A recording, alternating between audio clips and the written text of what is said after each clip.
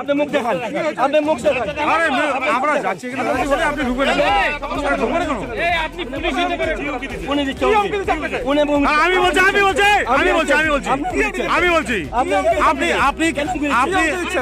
আমি হুমকি দিচ্ছি না কাউকে। আমি কাউকে হুমকি দিচ্ছি না। আমি কাউকে হুমকি দিচ্ছি না।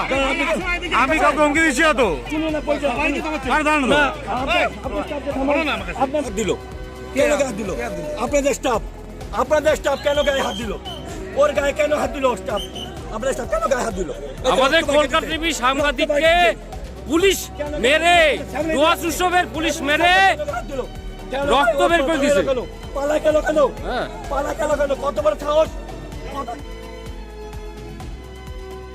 अलीपुरद्वार में दुआर उत्सव के दौरान पत्रकार पुलिस से मारपीट, पंचों से निकाला खून। ये घटना शुक्रवार रात अलीपुरद्वार में होला। मालूम होला कि अलीपुरद्वार परेड ग्राउंड में वर्ल्ड डुअर्स फेस्टिवल चलत रहा। 7वां दिन मेगा सिंकर रस्म रहा। ज्ञात होला कि घटना के बाद कुछ पत्रकार मेला कर अंदर जात रहे। इसी दौरान एक पुलिसकर्मी से उनकर झगड़ा हो गया। मुंह ढकल पुलिसकर्मी अचानक पत्रकार प्रकाश मंडल के मुका मार दिलक। फिर वो गिर गया।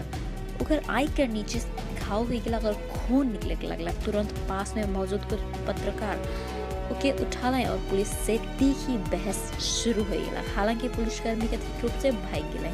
अन्य पुलिसकर्मी दौड़ के पत्रकार के उठाकर कोशिश कर लेने। घटना का पता चलते ही जिला भर में हड़कंप मच गया।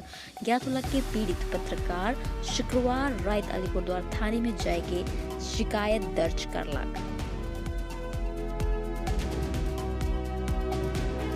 প্রোগ্রাম শেষ হয়, মানে মিকা সিংয়ের প্রোগ্রাম শেষ হয়। তারপরে আমি রাজু মানে কলকাতা টিভি, রাজুর বউ, রাজুর মেয়ে এবং প্রকাশ এবং আমাদের আরেক বন্ধু, তারা আমরা ঢুকছিলাম ওই যে এক্সপো, মানে কি যে এক্সপো বলে তার পাশেই, ওখানে ঢুকছে যেখানে নাকি পুলিশ ক্যাম্প, তার পিছনেই ওখানে যাচ্ছি। রাজুর মেয়ে হলো ইসে খাবে, ফুচকা খাবে।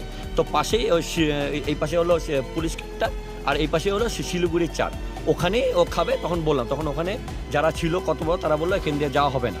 কেন ওখানে? তখন আমরা বললাম যে বাচ্চা মেয়েটা আছে, ও একটু ফুচকা খেতে যাচ্ছে, তাহলে একটু খাক, সামনেই আছে। বলে না, হবে না, তোমরা এসে। বললাম যে আমরা সাংবাদিক আছে, জাস্ট পাশেই, জাস্ট একটু ফুচকাটা খাবে, বাচ্চা মেয়েটা আমরাও খাবো না, ফুচকা খাবে, যেহেতু দোকানটা খোলা আছে, তাহলে আমরা দোকানটা বন্ধ করুন। হ্যাঁ, বলে কি না, আমাকে আমরা আপনার দোকানটা বন্ধ করুন, যে তাহলে আমরা যাচ্ছি না, নাহলে দোকানটা এসে থাকুক। কারণ এই বলতে বলতে এক কথা, আর প্রকাশ বললো কেন যাবো না, যেতে হবে, এই কথা বলতে ওরা যেতে দেবে না। তারপরে বললাম আপনারাকে, আমরা সাংবাদিক, সেই আমাদের এই বাচ্চা মেয়েটা আছে, আমাদের মেয়ে, ও যা ফুচকা খাবে। বলে হ্যাঁ। তখন আমি বললাম যে আপনি কে? বলে আমি পুলিশ। আমরা আপনি পুলিশ? হ্যাঁ। আপনার আই কার্ড আছে? বলে আপনি কে? আমি সাংবাদিক, যে আমার আই কার্ড আপনি দেখুন। বলে কি আমার ড্রেস দেখেছেন না? আমরা না, আপনার যা ড্রেস পরা আছে তাতে আপনার যে উপরের যা জ্যাকেটটা, সেটা পুলিশের কোনো ইসে নাই, ড্রেস না, জ্যাকেট না, সেটা ইসে। আর আপনার মুখটা ঢাকা, মানে মাংকি টুপি দিয়ে মুখটা ঢাকা। আমি তাহলে আপনার মুখটা দেখান।